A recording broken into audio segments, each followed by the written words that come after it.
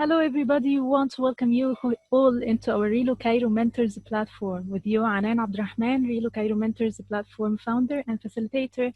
We are welcoming Mr. Ahmed Ali to our session today, teaching literature in ESL classes. Mr. Ahmed Ali is an MA TESOL, holds MA TESOL from the University of Sunderland, UK, IELTS and TESOL trainer in ITTI. He is also the head of English department at Andalus International School. Hello, Mr. Ahmed Ali. How are you? Hello, Ms.Anan. Thank you so much for this introduction. Most welcome. Right. Should I go on? Sure. Okay. So, Bismillah ar-Rahman ar-Rahim. Hello, everybody, and welcome to this session about teaching literature. Your camera is not working, by the way. Okay. Yes. Yes, it's clear now. Is it okay Most now? welcome. Nice to meet you. Yeah. Thank you so much. So I'm the co-host now, right? Yes, sure. Your So screen allow me to mute everybody just at the beginning, or they are already muted? We already did, yes. Okay, so I'm going to start. Let me welcome you again. The topic of this session, as you all know, is about teaching literature. And I guess it would be appropriate at the beginning to ask you about what your background of the word literature, or what the word literature means for everybody before we go on. But let me first show you the objectives of this session first. So by the end of this session, I have 4 objectives. Number 1, to have everybody understand what literature means, and to realize the difference between teaching literature and teaching a normal reading passage, and to know the different stages that should be included in literature classes. And this is our main focus, actually. So this point number 3 is what we're gonna mainly focus on. And also number 4 is very important, which is developing an awareness of the methods that we can use in our classes while teaching literature, inshallah. Okay, these are the questions that we sent you. So the first question is, what's meant by literature? And I'm gonna go to the chat box and see your messages. Hi, everybody. Hello. Yes, means a piece of work like novels, essays, poems, drama. Thank you. Any other thoughts? Hello, everybody. I know a lot of people are writing hello messages. Okay, Mr. Hassan, novels, short stories. Yes, and Miss Mona, that's right. Yes, poems, plays, definitely, Miss Marwa. Yeah, biographies could be a part of literature, sure. Okay, so in order not to waste a lot of time here, let me first show you the dictionary definition of literature. This is from the dictionary. Literature is defined as stories, poems, and plays, especially those that are considered to have value as art and not just entertainment. So this is from Macmillan Dictionary. However, if we investigate academic journals, we will find other definitions, like this one, for example, the interpretation that the reader gives to the text. So this is also a literature. So your own interpretation of a certain text, this is also literature. But I'd like to draw your attention to the third definition, and this is what we're gonna discuss now before we move on to teaching. Cultural documents which offer a deeper understanding of a country or countries. So yes, cultural movements which offer a deeper understanding of a country or countries. I want you to look at this definition and think, why is it defined as cultural documents? What does that imply? to you when you hear that definition? Cultural documents. A description of a country history, civilization, yeah, history. Thank you. It reflects what? Reflects the culture of, yes, excellent. The culture, the traditions, definitely. It reflects behavior within a certain society, definitely, yes.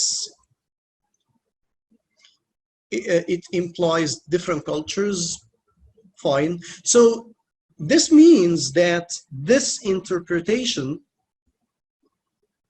might differ from one person to another based on your own background. So it's, you know, a mutual relationship, or it's mutual effects.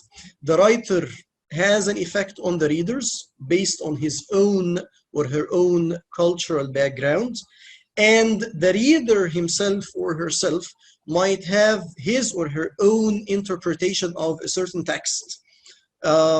All right, which offer a deeper understanding of a country or countries. Again, so it makes you understand this culture or this community even better when you read the literature that is written by people from that society or community.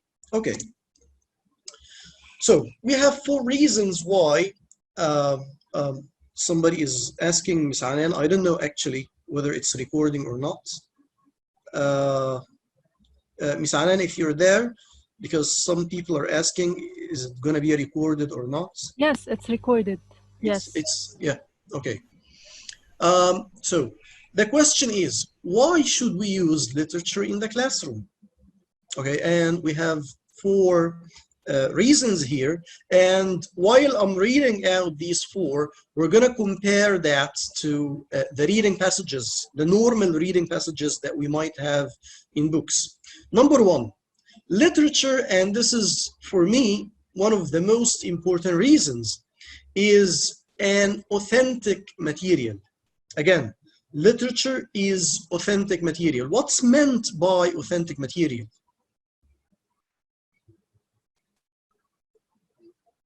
What's meant by authentic? Real in what sense?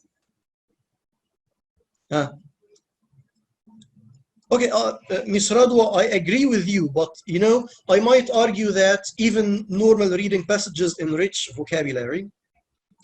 Reliable, real life experience, ungraded, somehow, yes. But authentic doesn't mean reliable. Part of our real life, it reflects part of our real life, yes. Knowledge, again, think of the word authentic material. You as teachers should be aware of this phrase. Written by native speakers for native speakers, not necessarily. Okay. Okay, look, of course, if you Google what authentic material means, you will find lots of definitions. But in ELT context, usually we use the term authentic material to describe texts that are not mainly written to be taught. Again, a text whose major or main purpose is not to be taught, is just to be read, like for example, for a newspaper article or a magazine article. This is authentic material. Why? Because when the writer wrote this, he or she didn't write it to be taught within a classroom. Okay, it could be for enjoyment, it could be for information, like a newspaper article, a political article, for example, or an article talking about economics or whatever. When they were originally written, they weren't written to be taught within a classroom. So it doesn't depend on whether it's written by a native speaker or non-native speaker. That's not the main point. Okay, the main point is that yes, it wasn't designed for educational purposes. All right, so the question now, why is it important for us as teachers from time to time to get such articles or to get such material which were not designed for educational purposes and use it in our own classrooms? Why?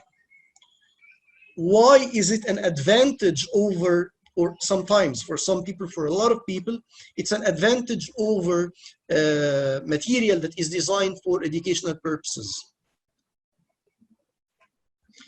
Yes, it's a matter of purpose, not origin. I completely agree with you. Let students interact with real life. Thank you so much, Ms. Sarah. Excellent. Mr. Ayman, it's natural, definitely, to let students recognize the cultures. All right. Source of learning, expand. Yes, I like, the phrase real life. While we are teaching a language, we are not just, teaching some vocabulary and some grammar and that's all. Part, or a big part of teaching the language is teaching the culture of this language.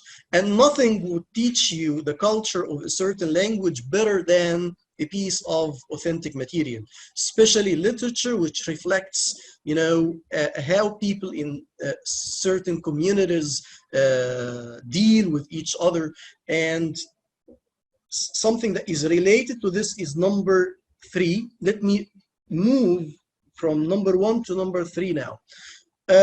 Literature expands language awareness. Again, relate this to this one. Because it is authentic material, it wasn't designed for or with an educational purpose. You will find the real language that native speakers use, the language. Again, when you are designing something to be used within a classroom, some conventions are followed, and some considerations are followed by the writers, and certain expressions might be used and others might not. But when you get an authentic piece of material, you get the real language of native speakers. So number 3 could be related to number 1. I'm going to postpone number 2 to the end. Number 4, literature educates the whole person. What does that tell you? What does it mean? It educates the whole person. But if we have a science fiction text, it has nothing with the culture. I completely agree with you. Not all pieces of literature reflect the community or society. Yes, that's true. Mind, feeling, aspects of life, aspects of language, tradition, culture. Okay. So why, again, cultural information? Fine. Teaching them values. I love that. Teaching them values, give them experience. Yes, yes. And this might be a major difference, again, between fictional and non-fictional text might teach you so. But if you get just a concrete reading passage from any book, it might not have the same experiences and emotions and themes that you might convey through a piece of literature. Okay, again, I'm going to relate number 4 to number 2. Literature is motivating and it encourages interaction, because normally students, love reading stories, putting themselves in the shoes of characters. We usually use this verb to identify. Do you know what it means to identify with a text, or to identify with a character within a piece of literature? Do you know this this meaning? No, not to recognize. There is another sense of the word: to interact, to achieve unity, to understand. All right.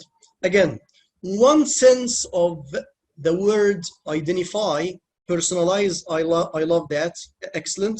To identify with a character. You know, if you start reading a story or a play, for example, sometimes you put yourself in the shoes of the character.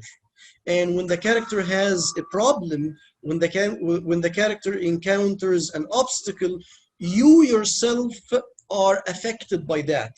You might get depressed sometimes when the character goes through some difficulties. You yourself, on the personal level, you might be very excited, very happy when the character, for example, has good fortune within this text.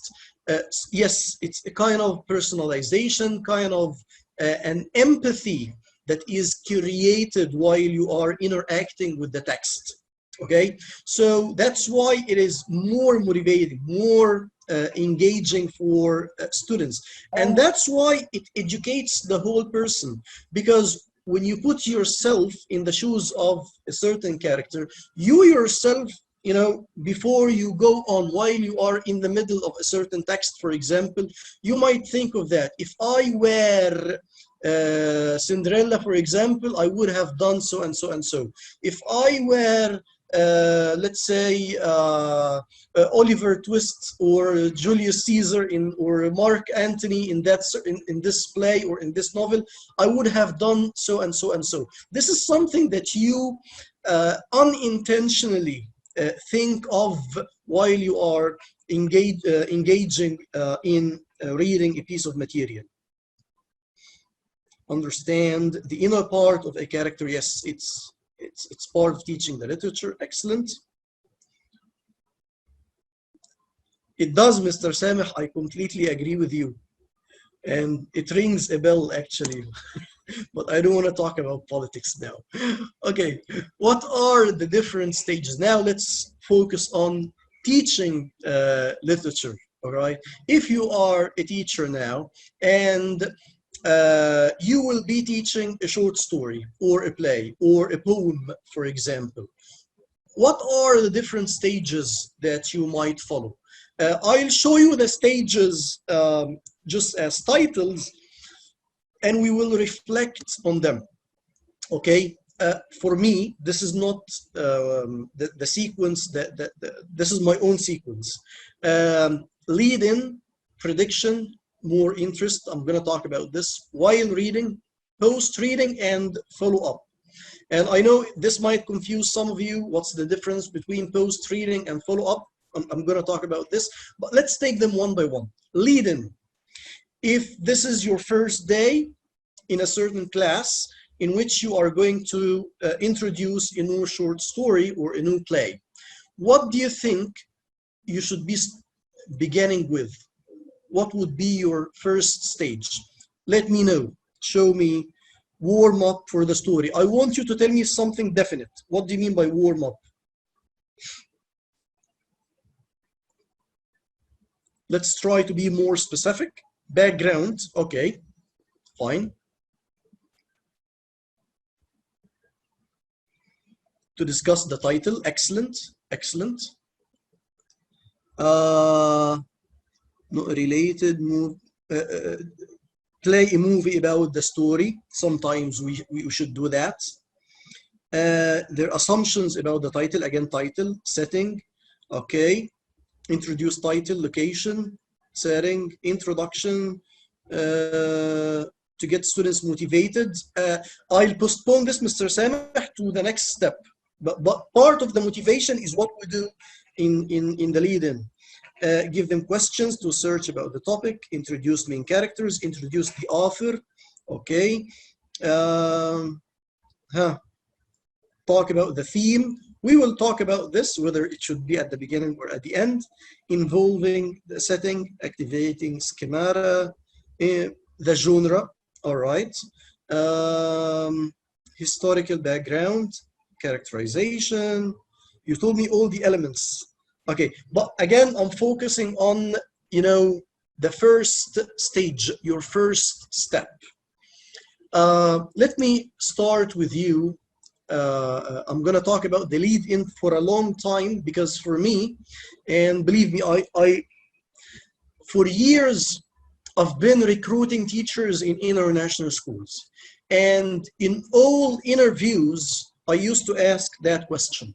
If you are teaching a short story and this is your first day, what are you gonna do? How are you gonna start teaching this short story? Because answering this question gives a lot of information about the background of the teacher. Pictures with questions, icebreaker. Again, icebreaker is just, you know, at the beginning of any class or at the beginning of the school year, but now I'm going to start a certain story. I'm going to show you, you know, different strategies, and next to each one, I have something in brackets, which is always or sometimes, and I want you to think. Like, for example, number one, about the author. What do you think? Should you always introduce the author, or is it something that you sometimes do, or something that you never do? What do you think? Sometimes, rarely, sometimes. Okay, if it's sometimes, what makes you introduce the author, or what makes you not to introduce the author? Give me your thoughts. This is very important, by the way. This is now, we are in the core of this session. The background. I'm talking about the author and his or her life, to engage the students, to know about the style of writing. Okay, I have a lot of education, most cases, to know his thoughts. Okay. It depends on the age of the students. All right, so for me, I argue that it is sometimes, and I'm going to show you why now. Do you know this person? One of my favorites. Yes, Charles Dickens. Charles Dickens. All right. For me, if I'm teaching a novel for Charles Dickens, and usually this will be with middle school, high school, or at university level, I must give a background about Charles Dickens. Just for one reason. It is not about that certain person, but about the style of writing. Because the majority of his novels reflect his own life and reflect the corruption that he encountered throughout his life, and reflect the culture of England at his time, and so on. So, for example, if I'm teaching David Copperfield or Oliver Twist, and in both texts we see, you know, very young children going through a lot of difficulties and so on. We know that this is something that is common in many of his novels, because he himself, when he was young, he had a very difficult childhood. His father was imprisoned. He had to work at a very young age. He had such a miserable life. Yes, he lived for a significant amount of time in a lodging house. He worked as a lawyer and then as a reporter in the parliament, and he witnessed the corruption of politicians. And these aspects of his own life are reflected to his novels and to the messages that he tried to pass throughout his novels. So for me, if I'm teaching something for Charles Dickens, I must introduce the author. All right? Now, who's that person?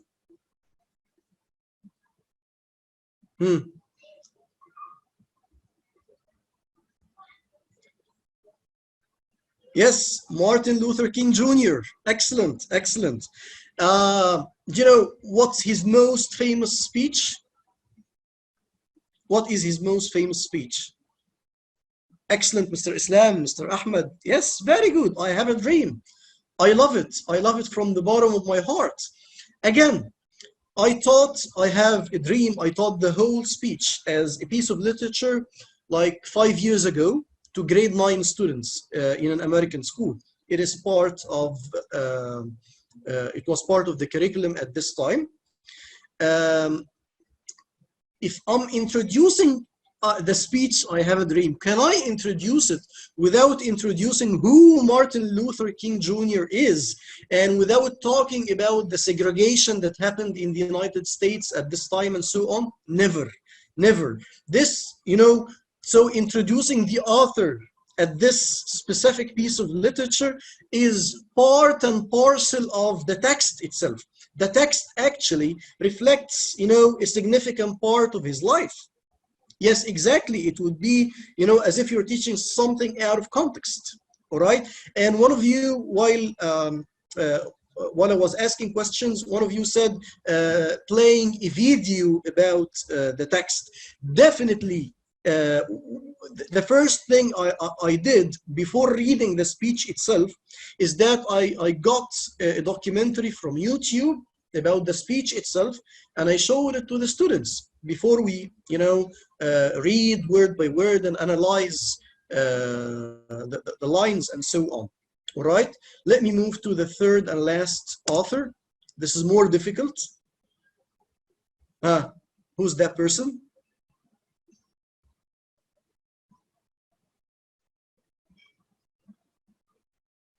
I know it's more difficult.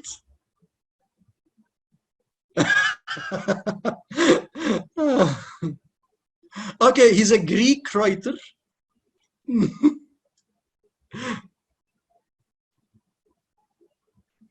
Okay. Okay, you know Aesop? You all know Aesop? Aesop, Mr. Ahmed. Yes. Okay. What does he specialize in? What does he write? Excellent, Mr. Yasser and Ms. Marwa. He writes the most famous fables ever that are translated in zillions of languages. These fables are written by Aesop. You know, the rabbit and the turtle and such fables that we all read while we were young. You know these books? Yes, children's books. Yes. Is there anybody here who doesn't know this story about the contest, the race between the rabbit and the turtle, and the rabbit decided to sleep? And then the moral that we learn is that we shouldn't be like conceited, and we should, you know, take things seriously. Yes, you teach his fables. Yes, we all either read or taught his fables, okay? He wrote the most famous fables ever, and his books are everywhere in all bookstores. All right, my question for you is, if you are teaching one of the fables of Aesop, should you introduce children to the life story of Aesop? Absolutely never. And that's why the majority of you didn't recognize him, because it is not important. He doesn't, his writings are universal. They don't reflect his own life or his own culture or his own background. All right, they just discuss universal topics, and that's why it is not important. None of us know anything about his life. All right, and that's why at the beginning I told you that introducing the author, it is sometimes, it depends on the text itself. If you believe that knowing something about the author will help you engage the students, or is related one way or another to the piece of literature you are teaching, then introduce the author. If you believe there is no relationship, then skip this step. All right. Now, let's move to something else. Historical background. Historical background. Again, always or sometimes?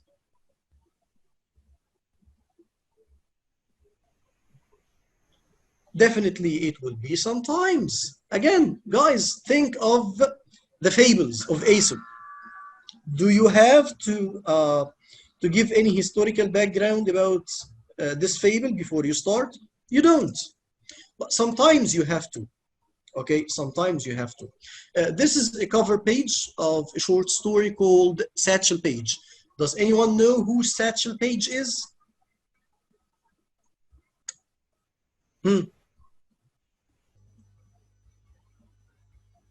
Satchel Paige. Satchel Paige is one of the most, yes, prominent and famous baseball players in the history of American baseball. Okay, and in this short story, a lot of focus is directed to the fact that there was segregation between the black and white, and there was a tournament for white and a tournament for the black. And for the white people in their tournament, they used to stay in hotels when they traveled. They used to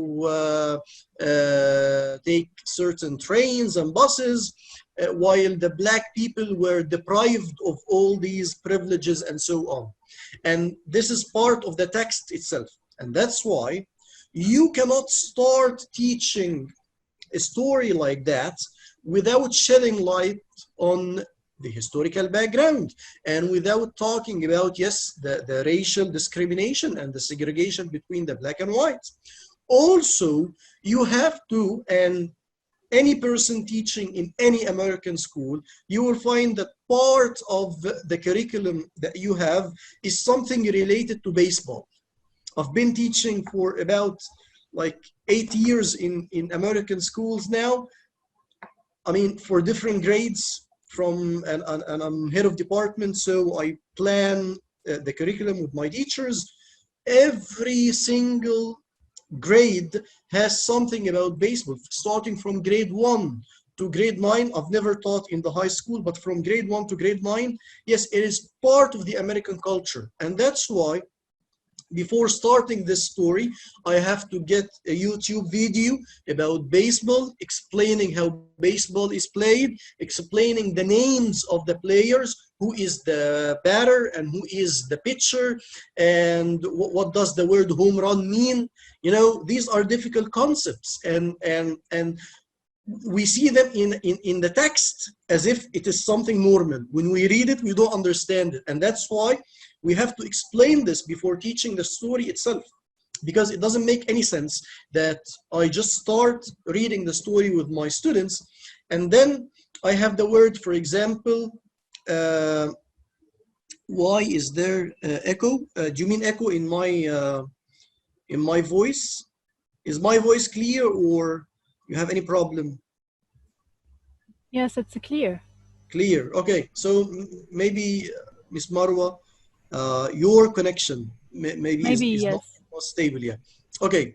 So it doesn't make any sense that I start teaching the story itself, and then in the middle of the text, I come across the word, for example, home run, or the word, for example,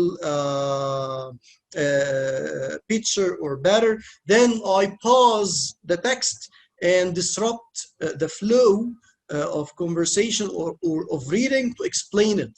So it is more professional that you just present that at the beginning. Okay. Also, this story about Titanic, okay, the unsinkable wreck of the RMS Titanic. I teach it to grade 5 students. And definitely, if I'm teaching something about Titanic and about exploring the wreckage of Titanic, I have to tell them what Titanic is and what the historical background about it is. And I have to play the video at the beginning. Okay, playing the video will engage the students more and more. Yes, all this is part of the lead-in. Okay, so now we talked about the author, historical background. Now, cover and title, always or sometimes.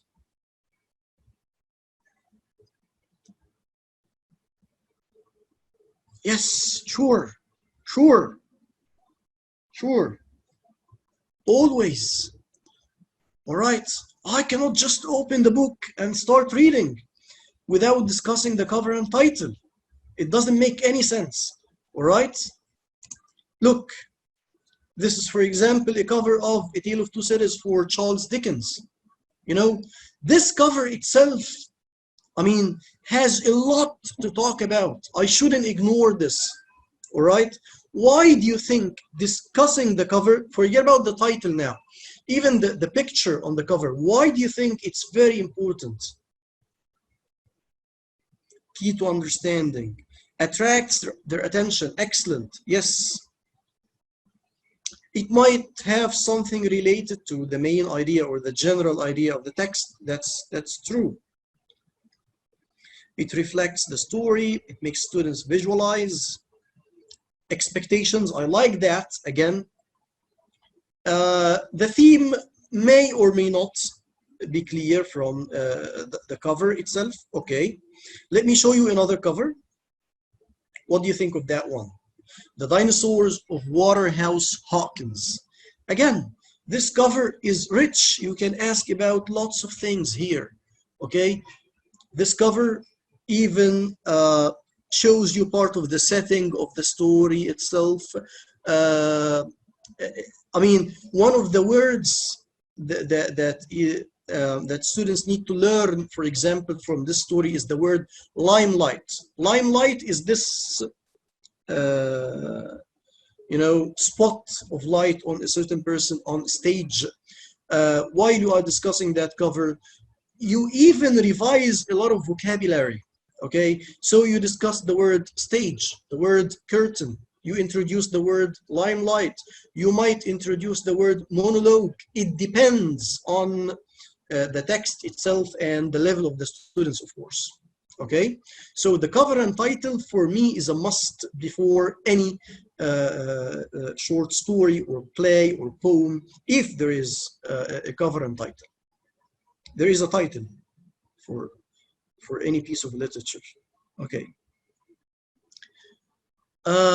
Now, this is something different. I know that on your left hand, there is a cover, but what I'm showing you here is, this is a short story called The Necklace, and this is its cover.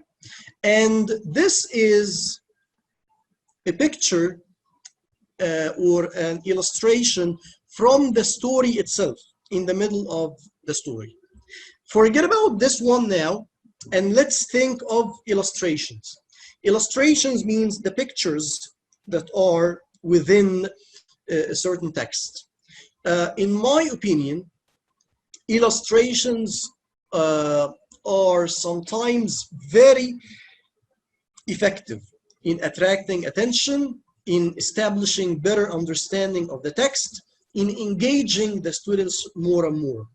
And so often, especially with students in elementary stages, for example, because this is one feature of stories at this level. If you open any story to a grade 1 or 2 student, any book for a grade 1 or 2 student, you will find that almost every single page has a picture. All right, why do you think so? Why, especially for younger students? Okay, yes, they are visual students. Most of them are visual, yes, but we are visual too, but we are poor visuals that nobody care about us. Yes, it attracts attention. It attracts attention, definitely. You know, even for me, as an adult, I'm more attracted to, you know, novels or short stories that have more visuals than those who have less, right? Do you feel the same? Or do you feel better if it's only words, words, words? Yes, a picture is worth than 1,000 words. Yes. And you know, you as a teacher can build a lot of discussions, and you can activate the critical thinking skills at students through visuals. This is something that I suggest to a lot of teachers, that you, part of your lesson plan is that you look at the illustrations and try to do something with these illustrations before you start reading the text. So don't just let it come by coincidence that, okay, when we come across it, we may talk about it or we may not talk about it. No. Try to do that at the beginning in your planning stage. I sometimes, or I did it once, and I remember that very time with grade 3 students. I was having a substitution class for a teacher who was absent, and they had a short story, a new short story. I almost finished the whole story without reading a single word, just from the illustrations. I opened the book with the students and I turned the pages one by one. What can you see here? What do you think is happening?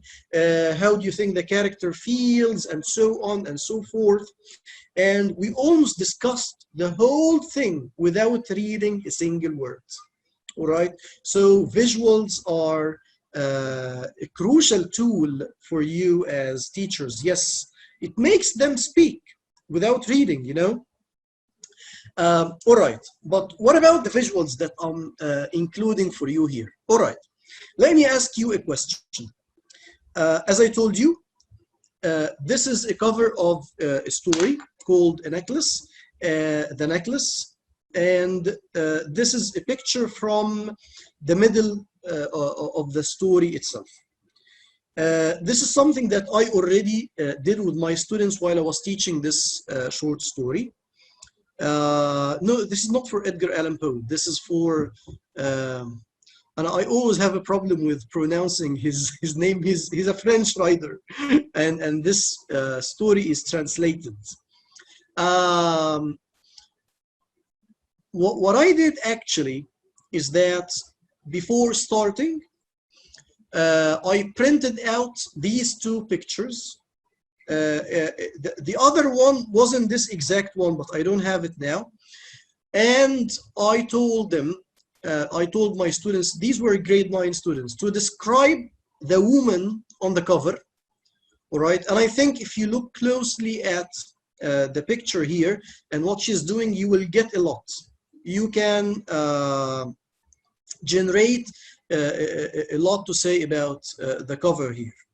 And then I told them to try to think of this woman and to describe her, this old woman. So again, I told them first to describe this old woman and to provide me with adjectives. And I made, you know, a word net about the adjectives that they provided, like for example beautiful, like ego, like conceited, like rich, and whatever. And I kept writing these words in a spiral net here. Then when we finished, I told them to do the same with this woman here. Okay, so they told me she's old, she's poor, some people said ugly, whatever. Just, you know, motivate students to express or to speak their mind. And I made 2 spider nets on the board. Okay, then I told them, okay, before we start reading the text, and definitely you don't know what the text is about, I asked a very important question. Yes, Ms. Minna, I kept contrasting the characters. I told them, what do you think is the relationship between the woman on the cover, the one on the left, and this old woman here? All right. If I ask you this question now and you don't know the story at all, what do you think? What might be the relationship between them is? Yes, to make them speculate. No, the relationship. The relationship. If you know the story, then don't say relatives. Maybe. Daughter and mother. Maybe.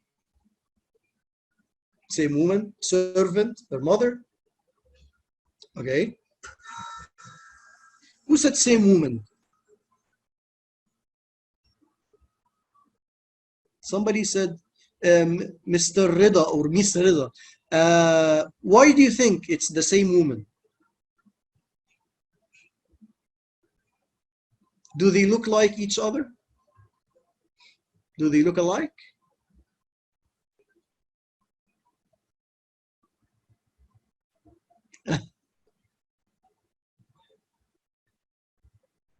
Yeah, because you know the plot. That's why I know.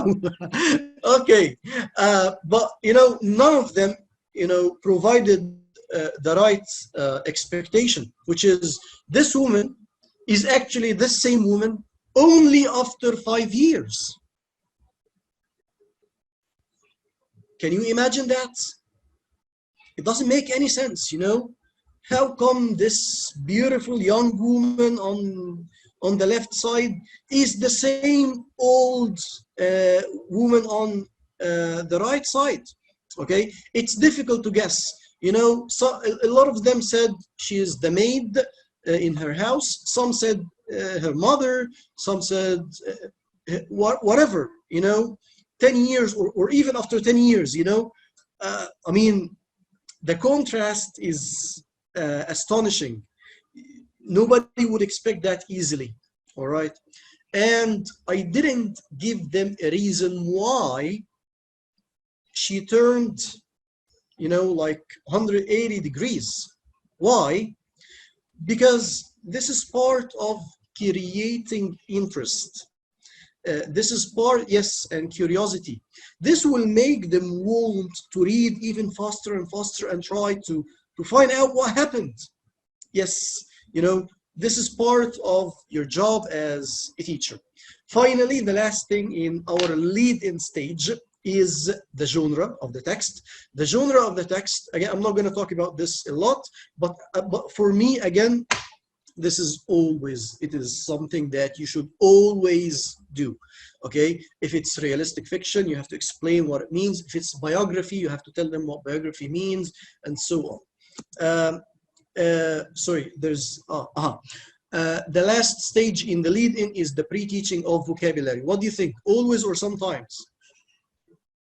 Pre-teaching of vocabulary.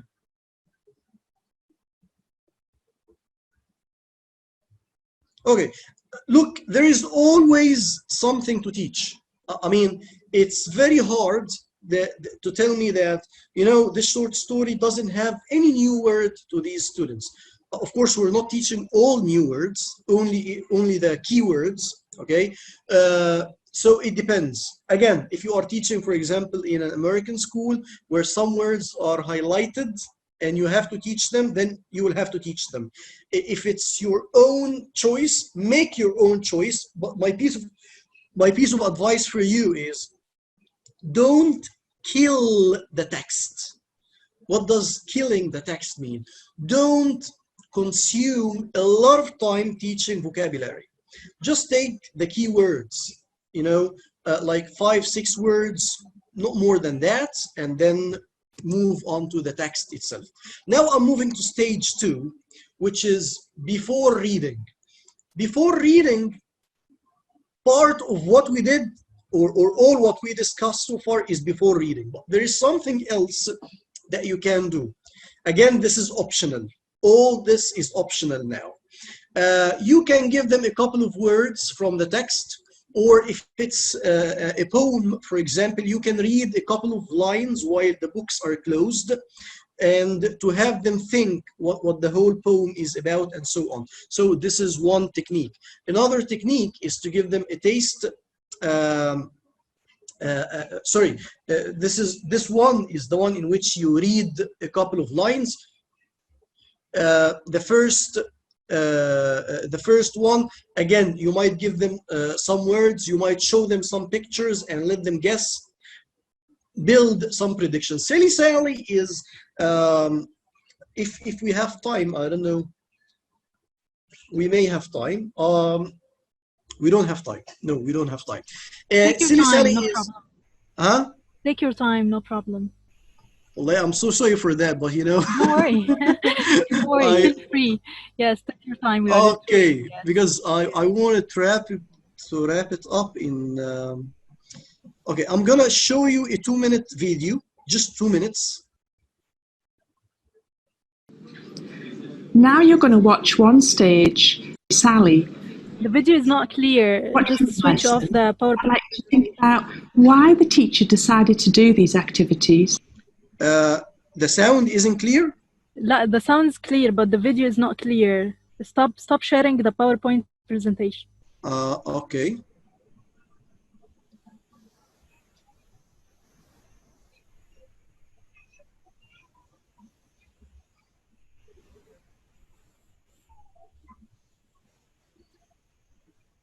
Yes, it's clear now. Okay. Before the learners. This story is Silly Sally. Okay, let's say together. Silly Sally. Silly Sally. Look here, everyone. Yeah, this is Silly Sally. Oh, yeah. She is summer 13 now. Yeah, summer 13. 공중제비 in Korean. Anyway, all right, let's say together. Silly Sally. Yeah, she is Sally. Her name is Sally. And what is she doing now? It's jumping. Jumping or tumbling? No. Yeah, summer 13. Yeah, 공중제비. Right? And look here. Anyway, now look here. She is right side up or upside down. Right side up or upside down. She stands. Yeah, she stands in right side. Right side up? No? Upside down? Yes, right. And she is like this.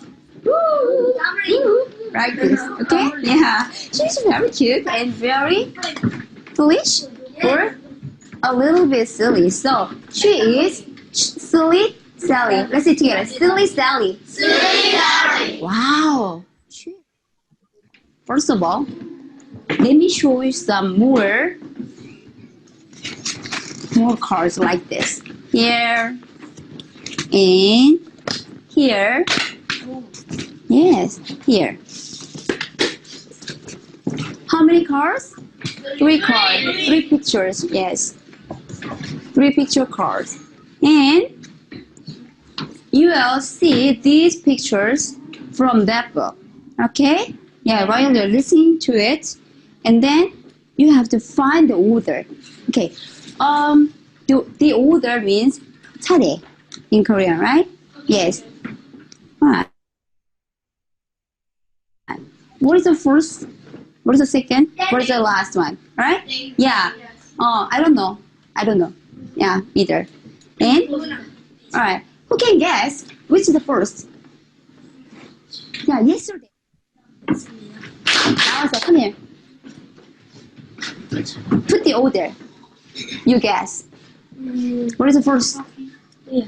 Here? Yes. Yeah, here. 윤학준 thing. Yeah, good guessing, good guessing. Let's check it out together. Check it out together. While you are listening to the story, you have to check it out. Okay? Yeah. Hello, everybody. Welcome back. This is a short video, and I want to ask you something about the last part that she did with the students. The last question. What did she ask them to do? What did she ask them to do? Ordering events. Yes. All right. My question now is, did she provide them with an answer about the order? She let a couple of students come out and rearrange the cards, the posters. She didn't. Why do you think so?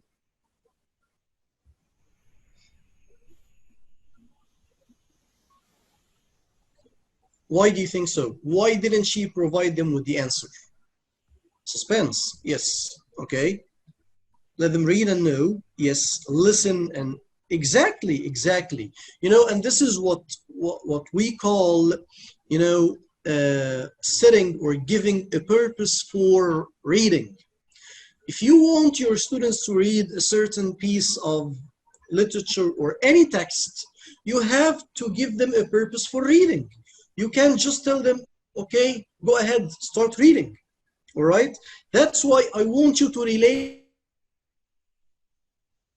all that to all our discussion about, for example, the cover, the title, the illustrations, the historical background, and so on.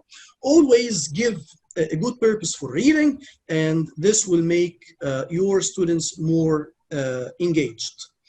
Okay, let me come back to the PowerPoint.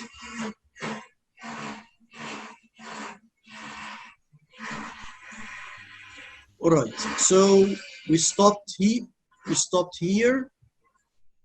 Fine.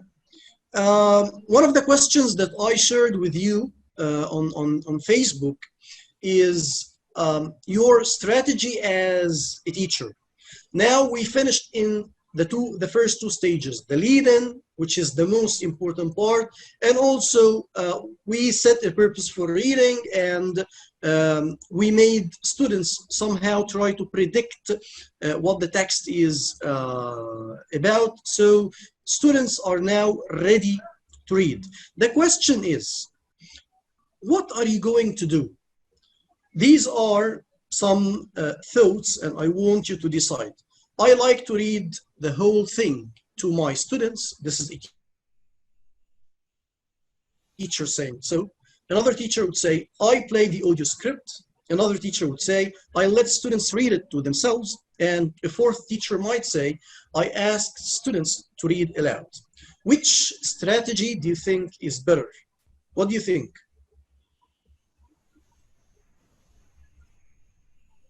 Two and three. Okay. Number two.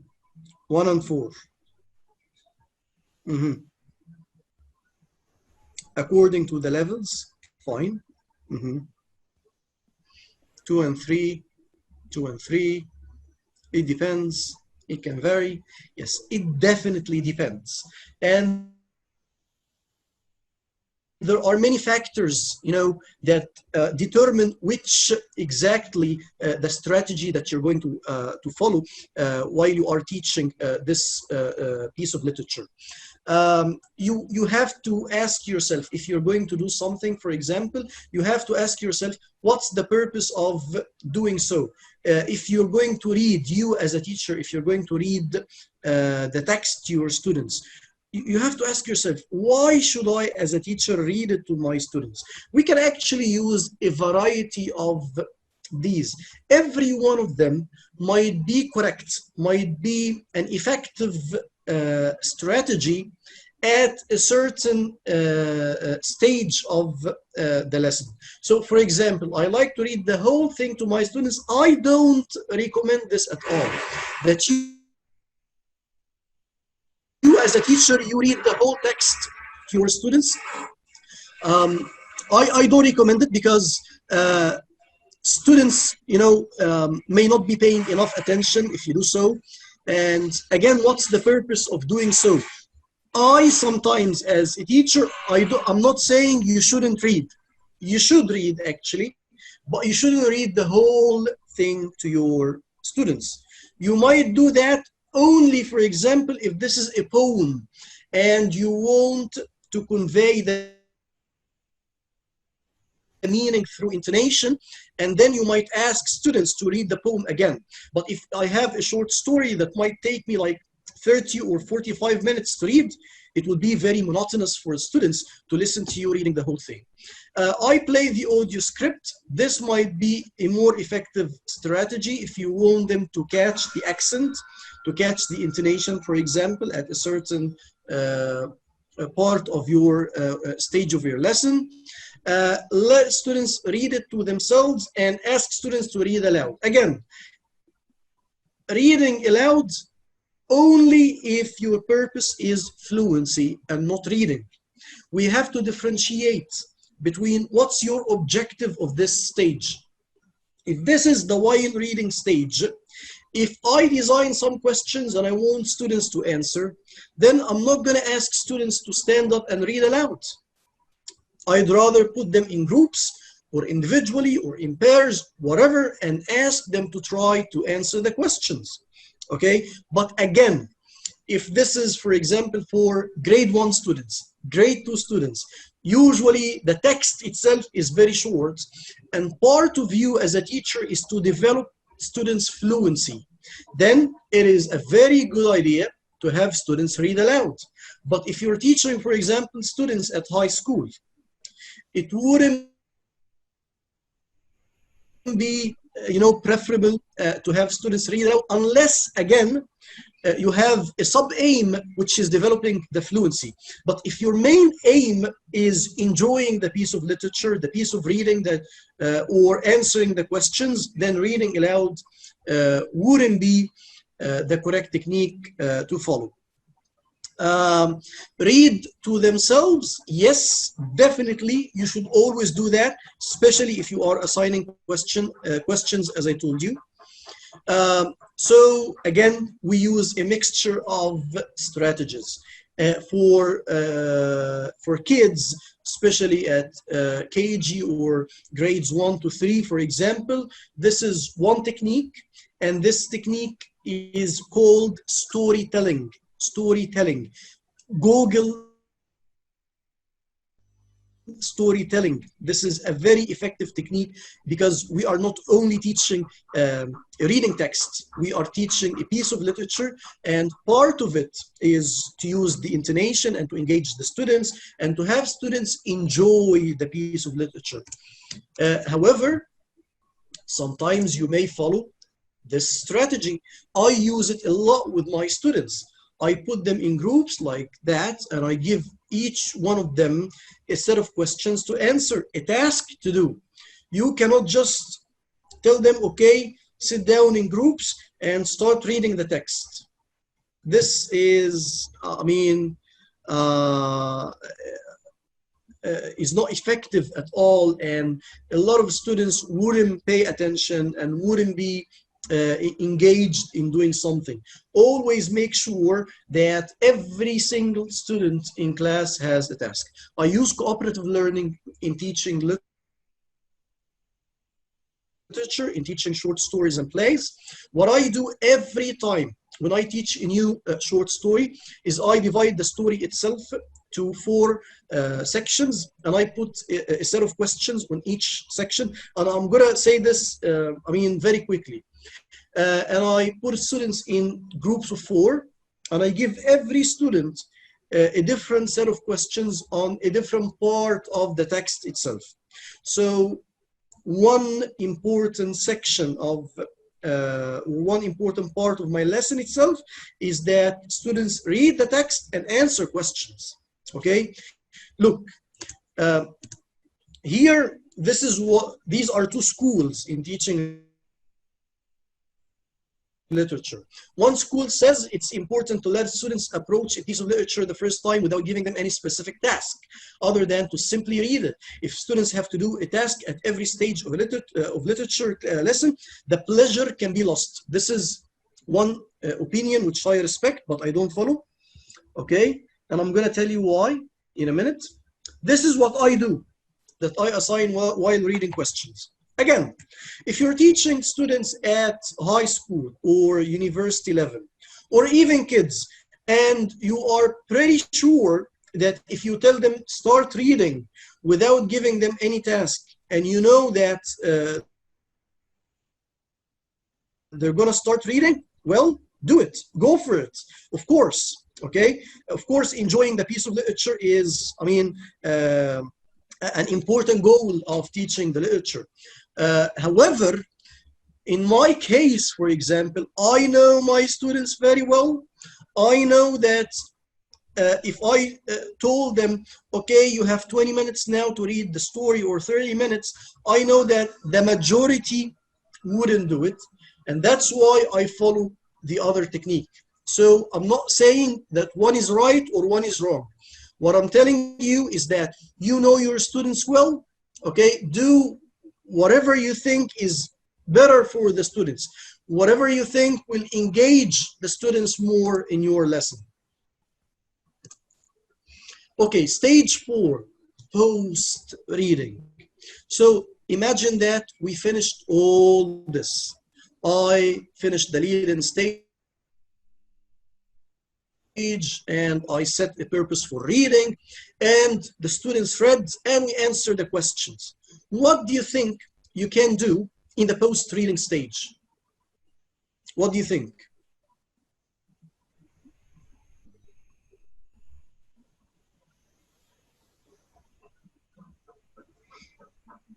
characters, events, yes, yes, summary, themes, excellent, excellent. Most of your answers are correct. Of course, we have to discuss plot events within the story itself. But even when we wrap up the story, when we finish, I might stop and I might tell them, okay, where do you think the climax is? What do you think the complications are? Where do you think the resolution is? So you have to highlight the different parts of the plot. Definitely you should discuss the themes. And I prefer doing this at the end, not at the beginning. Why? Because if I said it at the beginning, then I'm canceling or I'm decreasing the purpose for reading. But I want the students to engage in the text and to reflect on the text after they finish. I want students themselves to come up with the lessons that they learn and the messages that they think the author wanted to convey. So I prefer postponing this to the end. It's a post-reading stage. Character sketch, again, this could be a while reading and a post-reading. It depends. If you are teaching a short story that normally finishes within one period, then you can postpone this after the story itself. But if you are teaching a novel that sometimes takes a month to finish, then you have to do the character sketch as you are teaching the story. What I mean, you every day or every lesson, you add to the character sketch. The author's purpose. Again, this is a critical thinking question, just like the themes. Okay, so this is something that you can ask your students by the end or after you finish. All right. Then there is follow-up activities. Okay, follow-up activities are different from post-reading. Post-reading, things that are very closely related to the elements of literature, as you could see, but the follow-up are things that these are optional. These are all optional. If you have time, these are some suggestions for you. You may ask students to rewrite the poem, for example, changing the meaning if they want to. You may ask students to write or discuss the possible story behind the poem. So this is all, look, all these are, now we finished everything in our lesson, and these are suggestions for enrichment. If you have time and if you can do that, of course, this would be great. Discussion on the issues that the poem raised. So the main issues. If I'm teaching a short story, I ask students to personalize the short story by talking about it if anything similar has happened to them. Okay. Another technique is to ask students to write a different end to the story. Again, so here we're not discussing the events themselves. We finished with that, but we try to work on the imagination and the critical thinking skills of the students. Ask students to improvise a role play between two characters in the story. Something that didn't happen in the story, but we tell them, okay, imagine that these two characters met, for example, at a certain time. What do you think they are going to say to each other? Write a dialogue about that. Ask students to act out part of a scene from the play in groups. This is a very fun activity to do. We can, look, I told you at the beginning that sometimes you let them read silently and do a task. If they finish so, in the follow-up activities, you might get your students to act out a certain scene from the play, and students love that. You may ask students to make a radio play recording of a scene. So this could be a project that they can do off the school hours, right? Or at their break times or whatever. So they record part of a scene.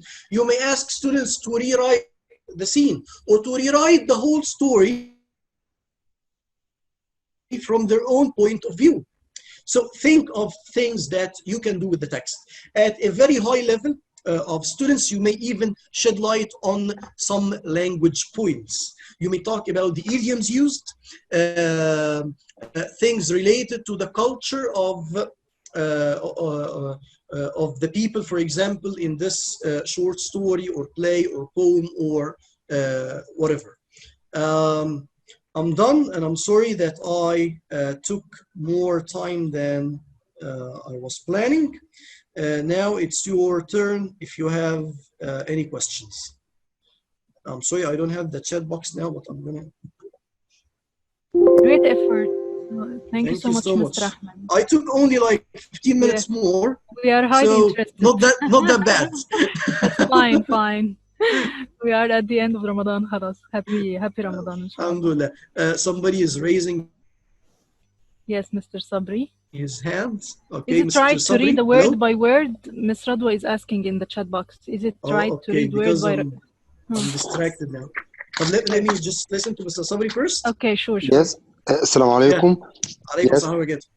As we are in public schools, most of us try to facilitate the chapter or the story by using the mother tongue or telling his students the story in Arabic or the main point is or the plot in Arabic. Is it right? This is my first question. Okay, first I'm going to answer you, but your question is not related to teaching literature. Your question is about using the mother tongue, which is a very important topic in ELT in general. There are many papers and articles written about the use of mother tongue.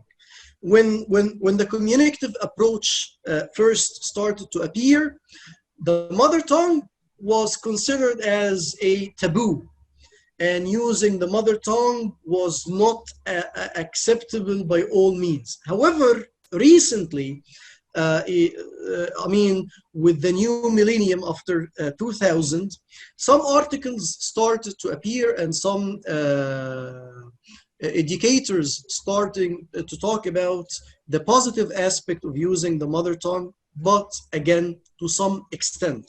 It shouldn't be the main language used in the classroom, and it depends. If you are in a governmental school, I cannot be a perfectionist and somebody who is coming from another planet and tell you that you shouldn't use the mother tongue, because this wouldn't be the right piece of advice for you. If you are in America, I would tell you, never use the mother tongue unless you have to, in very few cases where you want to provide a meaning of a certain word that you can't provide with a definition or examples and so on.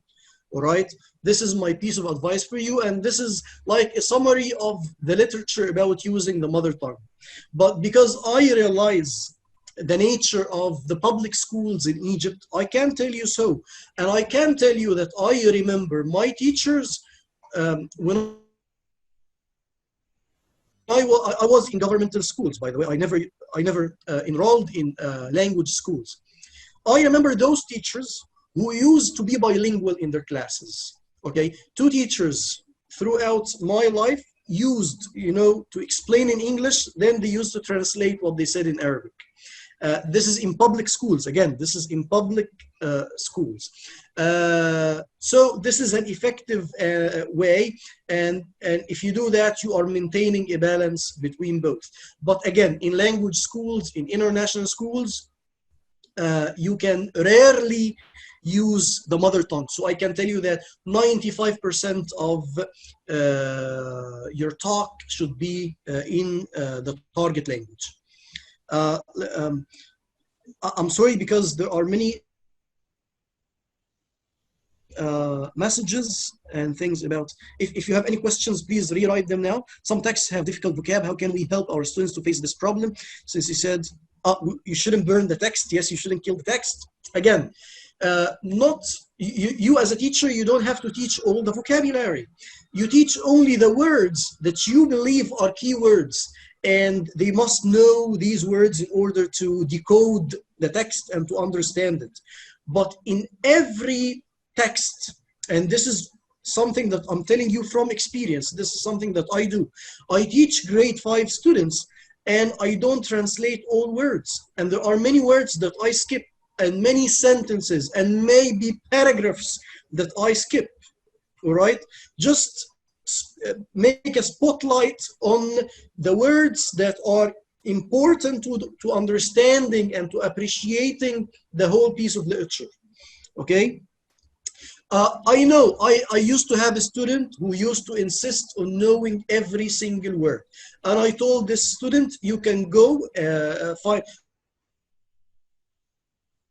highlight these words, go and find them from a dictionary when you go home. And this is something that I do in an international school. You as a teacher, you know best. You know much better than the student. Don't just obey or be dictated by what your students, don't be dragged to their corner, you know. Do the right thing. Is it right to read a word by word? Is it good for students to teach them all the... Again, don't teach them all the difficult vocabulary. Teach them only the words related to the main idea, to the general idea. This is number one. You can read word by word to students at lower levels, like KG, grade 1, grade 2. Yes, because part of, developing students' fluency at this age level is a sub-aim in every reading or every literature class. So it's fine to read word by word, and then after you discuss the story, to have students themselves read parts of the text or to have them listen to the audio script. What should we concentrate on when teaching? Look, teaching poetry is a little bit different from teaching plays and short stories, because poems are normally shorter, and there are other features that you wouldn't find in other pieces of literature, like, for example, the figures of speech and so on. Definitely, if you are we normally teach poetry in middle and high school, and in middle and high school we have to explain the figures of speech and the tone and the intonation. Poetry follows the same structure that we use today, but you focus more on the language points and the use of language in a poem. Special needs, shall I explain reading? How shall I explain? I couldn't understand the question, I'm sorry. What about asking students to prepare the chapter? Yes, definitely. If you are teaching a long novel, this could be something that you might do, like to ask them to read something at home and to discuss it with them before you start reading with them. Or sometimes if it's a very long text, you don't read it word by word, so you depend on the fact that they read at home, and then you make discussions and you design questions in your classes. What about asking students to prepare? Yeah, okay. What about, okay, suggest some activities or games to make literature class fun. Okay. I wouldn't say games. I mean, what I usually follow in my literature classes is sometimes we have role plays, but this is after we finish. Again, it depends on the length of the text, because I've been teaching in American schools for a while, and in American schools, we finish the whole story over 2 days. So you might finish the whole text within 1 day. And that's why it would be very difficult to include any games. But I'd rather use the word activities. Okay, activities are what? It all depends on your preparation, on your lesson planning. If you as a teacher, you engage the students well in the lead-in stage, they will be engaged in the text itself. Don't just make them read without a purpose. Always designed while reading questions. This is something that I always do. You shouldn't skip any single page without having a question over this page, or the students would believe that, you know, there is no real purpose for reading. As I told you, flipped classroom again can be used if you are teaching a long piece of literature that takes a month or two. Sometimes, I mean, like more than 10 years ago, when I was teaching in Egypt, I used to teach in language schools. We used to teach, for example, a whole novel or play over a whole semester. All right, I used to teach A Tale of Two Cities to grade 9 students. So in this case, yes, you can use flipped classroom because you can't read word by word. But the activities that I'm talking about, they all revolve around the fact that you design while reading questions. While reading questions are a key tool to use in any literature class. I'm not supporting the idea that let students just keep reading and enjoy the piece of literature, because I know our students, okay, they want to enjoy chatting with each other. So I force them to have, you know, their own tasks while reading in order to guarantee that every single student approached the text one way or another. Ms. Reda, could you raise your hand if you want, so that I just unmute you? I don't read all pages, I just highlight the most important paragraphs. Fine. Yes, you can do this again in a long text. But if the text itself is very short, like the text that we have in American schools, then you can read the whole text within one class. Okay, can I say my questions now? Yeah, yes, Ms. Reda, hello. Yeah. Okay. Hi, how's life going? Thank you so much for this. Thank you so much, and thank you for attending. I'm so grateful. The first question, how can we thank you ever enough? Actually, just being here is a bless for me. Thank you so much. Thank you, really great effort, Anan. You're doing a great job, Mr. Thank you. That is a pleasure. And now I regret ever not attending any of your sessions. If you understand, man, I was busy, kind of busy. But I'm so glad that I had this opportunity. Thank you so much. Thank you. Thank you. Thank you so much. Thank you. And my second question, will you share the slide? Do that. Okay. Hey, how much shall I spend? No, you don't have to. I'm gonna send them to. I don't know how. We are going to send. We are going to send it via email. I'm going to send them a form. Fine. Kindly. I've just updated them before the session, so let me send you the updated version. Yes. Okay. Sure. Okay. Thank you so much. Thank you. Thank you. Thank you. Stay safe, guys. Thank you. Thank you so much. Even if, okay, which is better to teach original texts or abstracted, not abstracted, abridged, you mean? Again, is it our choice? Definitely, if you, an original text, it depends. If you are teaching, for example, a novel for Dickens, you can't teach the original text, for example, to elementary students. I mean, it depends on the complexity of the language in that text itself. So I'd rather use the original text with high-level students, or maybe high school students, university students. If you think your students might comprehend the text, then that's fine. Recommend a book. Actually, I don't know a book for teaching literature, but I sent a couple of resources for Ms.Anan. She will be sharing them with you. Resources that I depended on to make these slides, and not all of them from the resources, because a lot of them are from my own experience. Like, you know, these covers, for example, here, I brought them. I mean, this one, for example, from the book that I teach already. These two, I mean, I taught all these, you know. So, but the resources, the references will give you more insight about the topic, inshallah, I suppose. Thank you so much, Mr. Omar. Okay. Yes, many things depend on the level of the students. What about highly dense classes with mixed abilities? Any tips? Yes, my tip for you is, if you design while reading questions, make them leveled.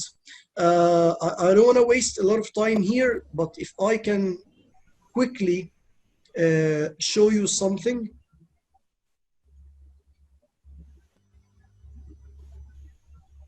Okay. Yes, this is a worksheet that I use in my classes. Look, Dinosaurs of Waterhouse, Hawkins. That's the cover that I showed you here, this one. This is a short story that I teach, okay? And this is a worksheet that I designed for my students. What I do is, sorry, this is just one, because this is not the whole thing. What I do is I design them as A, B, C, D. So a set of questions will be very easy. A set of questions will be more challenging, and so on. And when I make students sit in groups, they sit in, let me cancel this, yes. They sit in mixed abilities groups, and the low-level students take the easy questions, the high-level students, high achievers take the challenging questions. So within the designated amount of time that I give them, they try to attempt these questions. So if I gave them 15 minutes, I know that 15 minutes are enough for the low-level students to attempt the easy questions, and it is the same amount of time that is enough for the high achievers to attempt the more challenging questions. This is what I do if I want to cater for the different abilities for students in my classes. Okay, I'm done. And which part of the lesson we should clarify figures of speech in a poetry? The figures of speech, I think, could be in the post reading, because if it's just a poem, the poem is usually a couple of lines. So if it's a sonnet for Shakespeare, for example, it will be 14 lines. It doesn't make any sense that we discuss the figures of speech in every line. So I'd rather read the whole poem, understand the meaning and enjoy it, and then discuss the figures of speech line by line in the post activity or in the post reading stage. Okay, thank you so much. Thank you, Ms. Thank you Anan. so much, Mr. Ahmed, for this fruitful and informative session. Actually, it was a very beneficial one. Thank you so all much. our attendees for being with us today. I hope that you have filled the Google form just to be able to send you all the materials and resources of today's session. I'm going to send it to you again in the chat box. Tomorrow, inshallah, we are going to have a new session. It's entitled Reskill Yourself Fast. Okay, it's presented by me. I hope you will attend, and I hope you enjoy it. We're going to talk about where are we now and where are we going from here to there, and how to adapt fast and how to think smart, and what are the required skills for the job market after COVID-19. I hope you will be able to attend, inshallah. It will be beneficial for you, and we're going to share experience together and how to get out of this period of time, powerfully and strongly to face the job market in a good way. Okay? Thank you so much, Mr. Ahmed. Thank you all our attendees. And thank you for your messages. Thank you so much. Yes. Thank you. Tomorrow will be at 9 p.m. Cairo time, okay? 9 p.m., not 10. It will be at 9 p.m. Cairo time, okay? Thank you so much. Yes, waiting you. Bye-bye. Thank you. Thank you, Mr. Ahmed. Thank you. Thank you so much. Bye-bye.